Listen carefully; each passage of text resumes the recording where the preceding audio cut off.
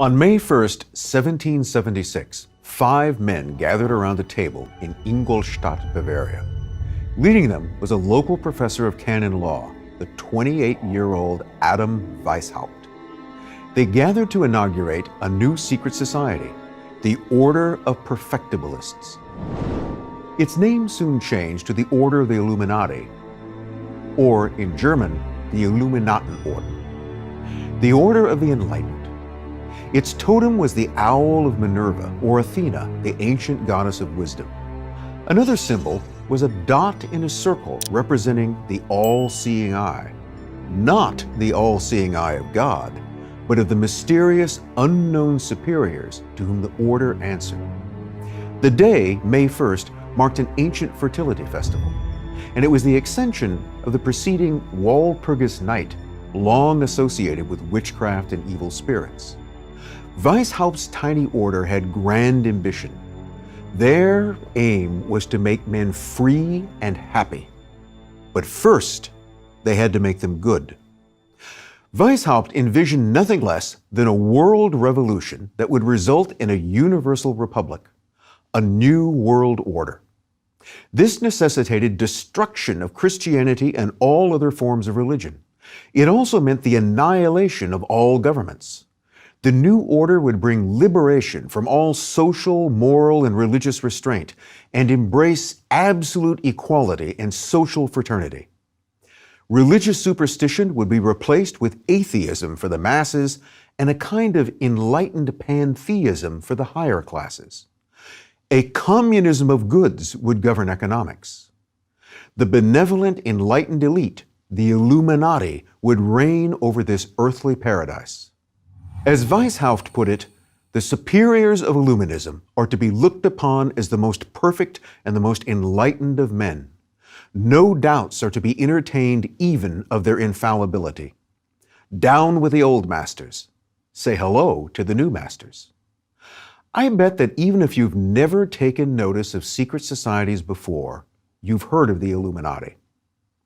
Well, over 2 centuries later, the term is embedded in popular culture as the generic name for a conspiratorial group bent on world domination. People pore over Super Bowl ads looking for hidden Illuminati symbols, and they're even parodied in Taco Bell commercials.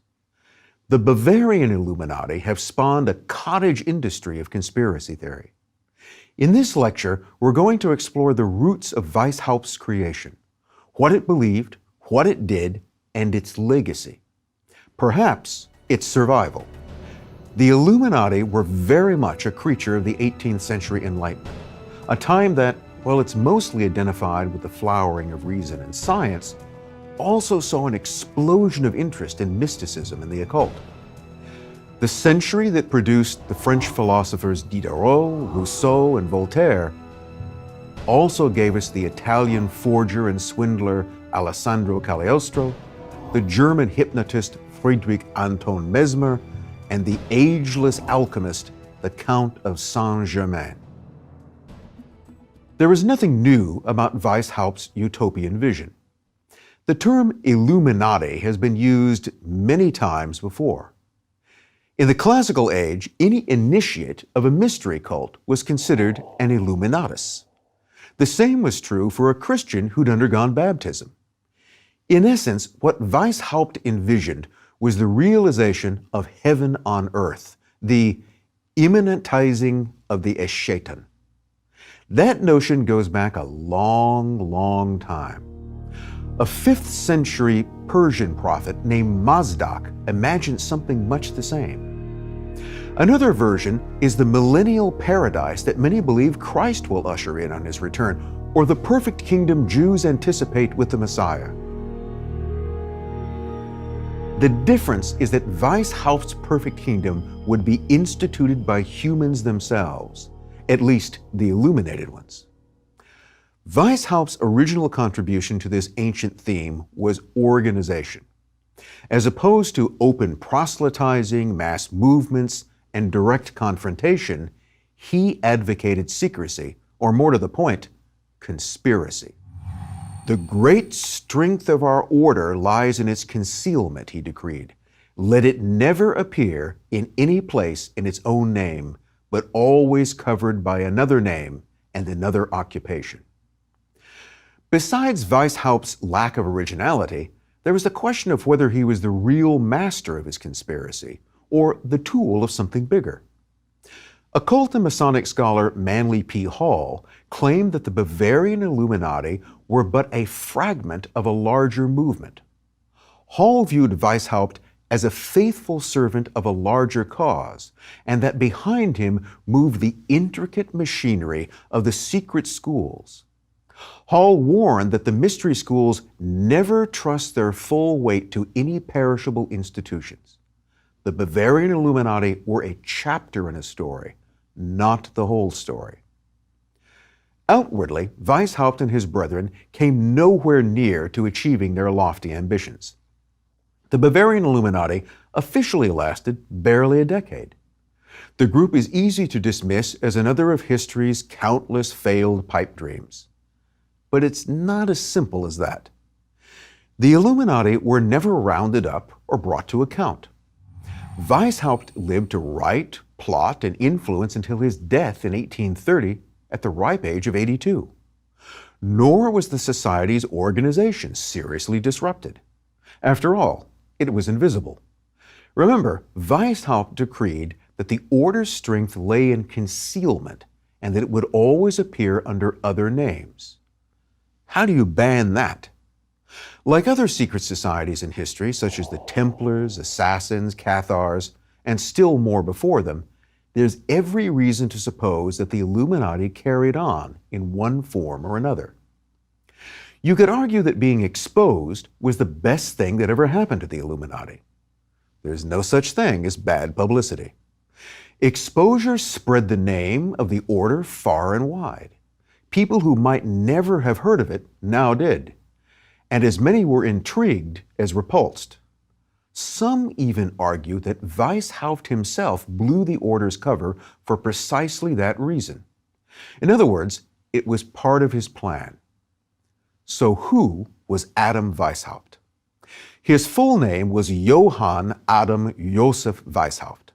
He was not Jewish, as some have claimed, nor was he a Jesuit priest or any kind of religious figure. He was the son of a lawyer who died young and left his son's upbringing in the hands of a godfather, Baron Johann von Ickstaff. And Ickstaff was the embodiment of an Enlightenment scholar. As lay director of the Jesuit-run University of Ingolstadt, he possessed a large library of forbidden and esoteric books to which young Adam had early and ready access. Doubtless, he learned a few things. At age 15, Adam entered Ingolstadt University and followed his late father in the study of law. He graduated in 1768, age 20, and right away assumed a professorship at the same school. He was a hometown boy made good. He seemed a typical member of the German intellectual establishment. Weishaupt's Jesuit instructors were noted for the rigorousness of their education. A part of this was the notion of casuistry. It was the use of rational argument to back up dubious, deceptive, or self-serving conclusions, especially moral ones. Simply put, the art of propaganda. Weishaupt learned an important but often overlooked lesson. The voice of reason isn't the one telling you to show mercy. It's the one telling you not to leave any witnesses. The Jesuits were basically a secret society within the Catholic Church. Under the absolute authority of their superior general, they fought the enemies of the Church by all means, fair and foul. Political conspiracy, even assassination, was their stock and trade. Much like the medieval Knights Templars, they amassed wealth and power. And like the Templars, this aroused envy and fear. In the Templars' case, it ended in accusations of heresy and blasphemy. The Jesuits nearly suffered the same fate. In 1773, Pope Clement XIV was persuaded to abolish the Jesuits. For Weishaupt, this meant opportunity. At Ingolstadt, he ascended to deacon of canon law. Weishaupt later expressed both disdain and admiration for his Jesuit mentors. His later position at the head of the Illuminati directly mimicked the autocratic power of the superior general. Arguably, the whole plan of the Illuminati, even its secretiveness, was taken straight from the Jesuit playbook. Thus, some suspected that Weishaupt remained a Jesuit at heart and secretly did their bidding. So what was Weishaupt's plan? First, he was obsessed with secrecy. He proclaimed that, "Of all the means I know to lead men, the most effectual is a concealed mystery." The hankering of the mind is irresistible. Noting that the games and abuses of secret societies were without end, he said, "I wanted to make use of this human weakness for a real and worthy goal, the welfare of mankind." Simply put, Weishaupt saw that men desire status, and offering them access to secrets, real or imagined, was a way to manipulate them. He looked for an existing secret society to serve as a cover for his new one. Weishaupt decided that none is fitter than Freemasonry. The public is accustomed to it, expects little from it, and therefore takes little notice of it. He mocked ordinary Freemasonry as a frivolous business, but appreciated the keenness and zeal of its members, and the way the lodges were knit together by the secrecy of their union. And Masonic lodges made excellent recruiting grounds. So in 1777, Weishaupt joined a Masonic lodge and demanded every Illuminatus do likewise. Once initiated, they were to attain positions of leadership and turn the lodges into vehicles for Illuminati propaganda and expansion. Weishaupt also saw great value in literary societies and libraries, the internet of their day. He commanded his order to establish or infiltrate them so we may turn the public mind which way we will. At the same time, the Illuminati would monitor everything appearing in print. Weishaupt said, "If a writer publishes anything that attracts notice, but does not accord with our plan, we must endeavor to win him over or decry him." Though utterly contemptuous of religion, Weishaupt placed a premium on recruiting clerics. "The most wonderful thing of all," he wrote, "is that the distinguished Lutheran and Calvinist theologians who belong to our order really believe that they see in it, the Illuminati, the true and genuine sense of Christian religion. O mortal man, is there nothing you cannot be made to believe?" Weishaupt didn't forget the common man. He said, "We must win the common people in every corner." And he said, "This will be obtained chiefly by means of the schools and by open, hearty behavior, condescension, popularity, and toleration of their prejudices, which we shall at leisure root out and dispel." Nor did he ignore women, writing, "There is no means of influencing men so powerfully as by means of women. Women should therefore be our chief study. We should insinuate ourselves into their good opinion, give them hints of emancipation. This," he argued, "will cause them to work for us with zeal without knowing that they do so." Still, Weishaupt's perfect world would be a man's world. The head of every family will be the patriarch, the priest, and the unlettered lord of his family. If this sounds like more deception and manipulation, you're right. Weishaupt wouldn't argue. The ultimate goal was to make men free and happy, but first they had to be made good, and that required manipulation, trickery, even coercion.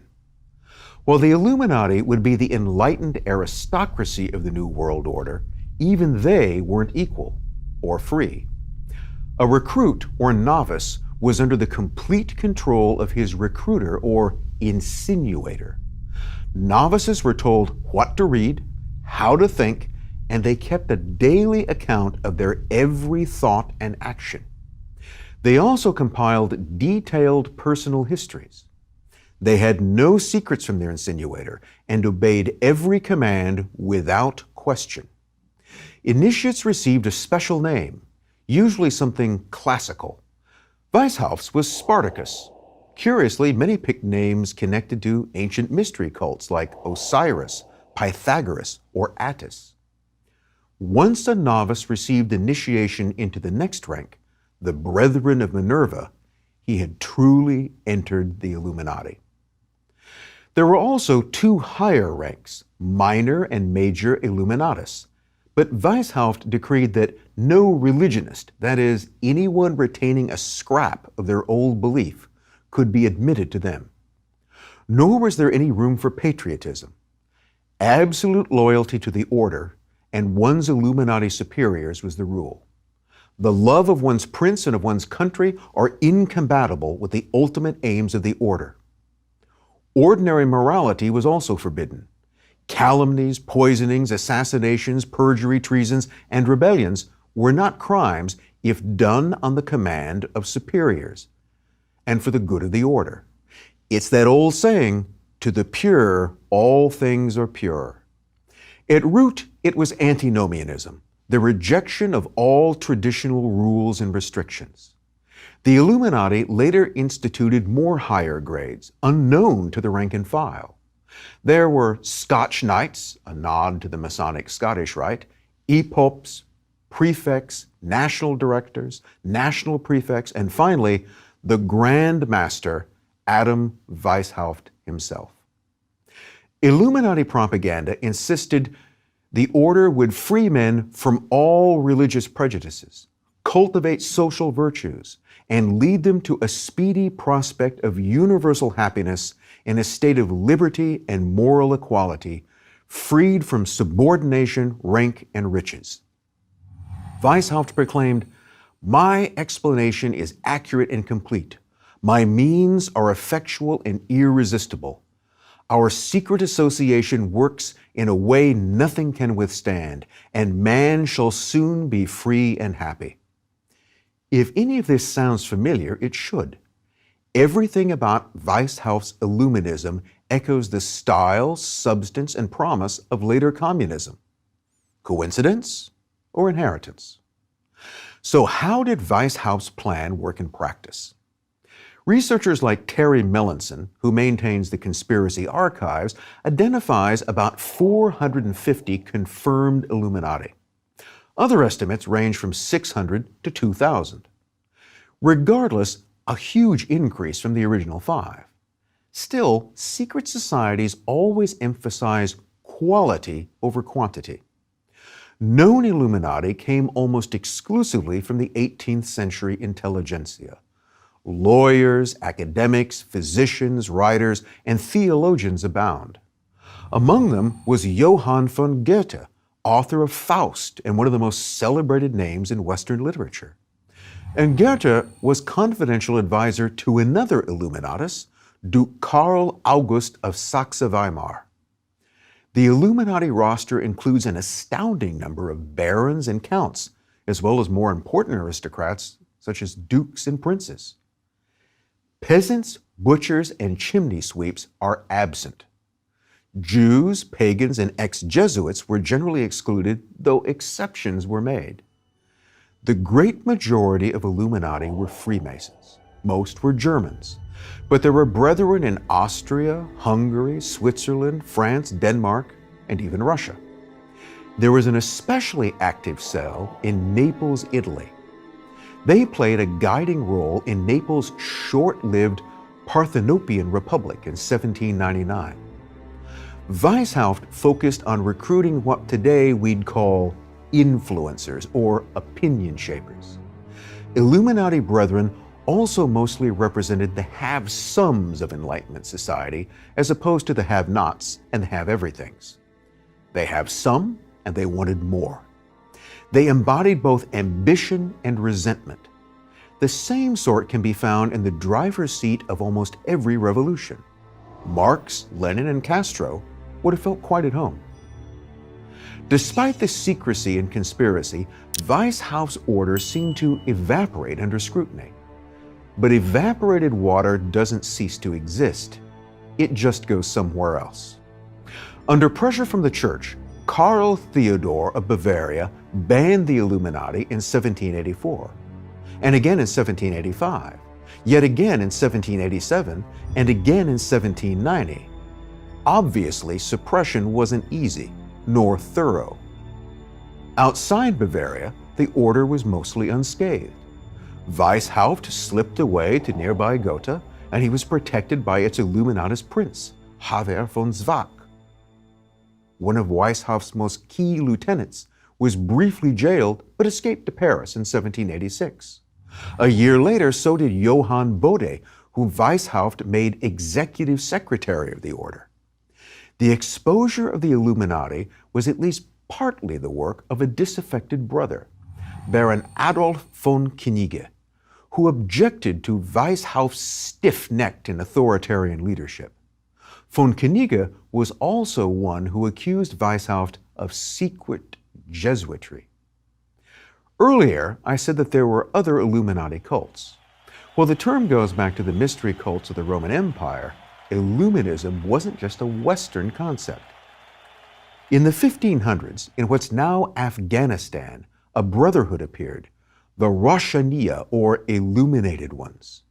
They had elaborate, very secret initiatory rituals. Their founder and illuminated master was a Sufi warrior mystic named Pir Bayezid Khan. He decried the tyranny and spiritual imperfections of secular rulers, including the powerful Mughal emperor. Pir Bayezid preached the overthrow of the existing order and the creation of a new world order based on an egalitarian, communistic society.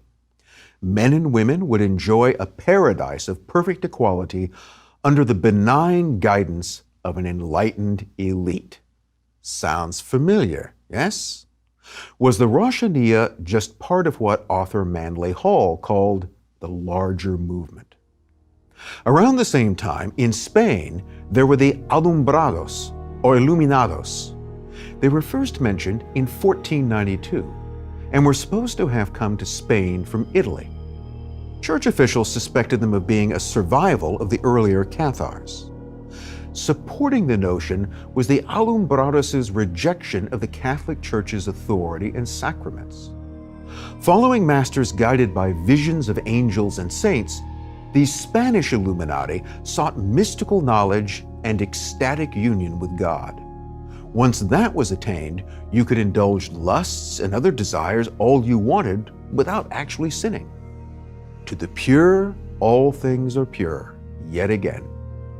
This led to claims that the whole thing was a cover for a sex cult. The Inquisition intervened, and the Alumbrados were banned in 1525. Among those implicated in the cult was none other than the future founder of the Jesuits, Ignatius Loyola. Still, the Alumbrados survived and spread to France in the early 1600s. There they were called the Illuminés. Under the leadership of a former Catholic curate, Pierre Guérin, these Illuminati attained a following in Picardy before being suppressed, but not destroyed, in 1635. And their appearance has an interesting overlap with another secret order, the Rosicrucians. In the early 1700s, yet another bunch of Illuminés appeared in the remote Cévennes region of southern France. They were part of a Protestant revolt against the French crown and the Catholic Church. Some of these Illuminati fled to England. There they formed a sect called the French Prophets, who joined or infiltrated esoteric Masonic lodges. In 1754, back in France, an occultist named Joachim Martin de Pasquale founded yet another Illuminist sect dubbed the Order of Knights, Masons, Elect Priests of the Universe. Their doctrine was drawn from ancient Jewish mystical traditions, the Kabbalah, ritual magic, and even the doctrine of Swedish mystic Emanuel Swedenborg. They spread all the way to Russia, where a cell thrived in Moscow until suppressed by Catherine the Great in the 1790s. As a fixture of popular culture, the Illuminati tale kept evolving. One of the first places it might appear is Mary Shelley's 1818 novel, Frankenstein. Weishaupt's hometown of Ingolstadt is the same place Victor Frankenstein makes his monster. Some see Shelley's tale as an allegory for Adam Weishaupt's creation of the Illuminati, a monster over which he lost control. Certainly, Mary's husband, poet Percy Shelley, was fascinated by the Illuminati. Researcher Scott DeHart argues that Percy Shelley was himself an Illuminatus and the real author of the novel.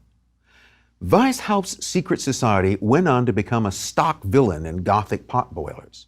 Jane Austen mentions them half-jokingly in Northanger Abbey. They also come up in Tolstoy's War and Peace and have been referenced by contemporary novelists Umberto Eco, Dan Brown, and the Marvel Universe of comic book fame. And then there are the video games and music. Madonna's 2015 song Illuminati just continues the refrain. The Illuminati have spawned endless conspiracy theories as well. Nesta Webster, in her 1924 book Secret Societies and Subversive Movements, resurrected claims of Illuminati influence behind the French Revolution and further linked them to the Bolsheviks and pretty much every other radical movement since the beginning of time. Illuminati has become the blanket term for any shadowy elite bent on global domination. What do Henry Kissinger, Queen Elizabeth, David Rockefeller, and arms magnate Basil Zaharoff have in common? They're all accused of being Illuminati. In the 1990s, British conspiracist David Icke went further, way further, by turning the Illuminati into shape-shifting lizard people from outer space. What would Adam Weishaupt make of all this?